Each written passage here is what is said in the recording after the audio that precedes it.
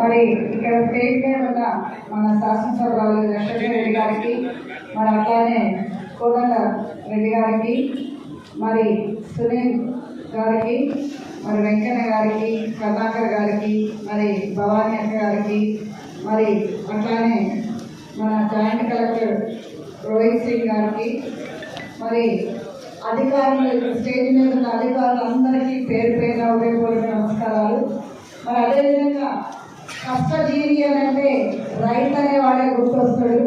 మరి ఇక్కడ ఉన్న ప్రతి కష్టజీవి రైతులందరికీ పేరు పేరుగా ఉదయపూర్వక నమస్కారాలు. మరి అదేవిధంగా పాలకుర్తి నియోజకవర్గం నుంచి కదిలి వచ్చిన ప్రతి ఒక్కరికి పేరు పేరున ఉదయపూర్వక నమస్కారాలు. మరి మీడియా మిత్రులందరికీ ఈరోజు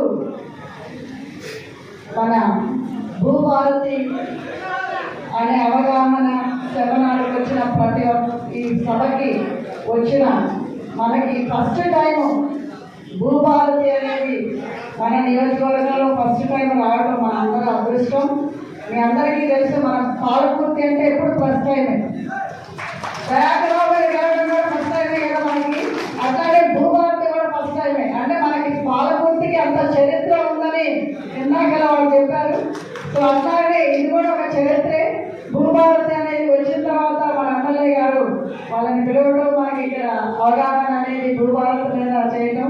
ఇందాక అదే అంటున్నాము, మన భూ సమస్యలు ఎవరికి ఉన్నాయనే కాడికింటే, ఎవరికి లేవనే కాడికింటే కూడా ఎవరికి లేవు, ఎవరికి ఉన్నాయని అడుగుతున్నారు.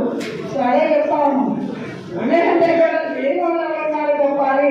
ఎందుకంటే మా పాలకుర్తి నియోజకవర్గంలో అన్ని భూ సమస్యలు ఉన్నాయి. ప్రతి ఒక్కరికి కూడా ఎమ్మెల్యే గారు ఆఫీస్కి వచ్చినప్పుడల్లా 10 కేసులు వస్తే దాదాపు 8 కేసులు కూడా భూ సమస్యలే. మరి ఈ భూ సమస్యలకు కూడా మన మీద తొందరగా ఇంప్లిమెంట్ అవ్వాలని కోరుతున్నాం.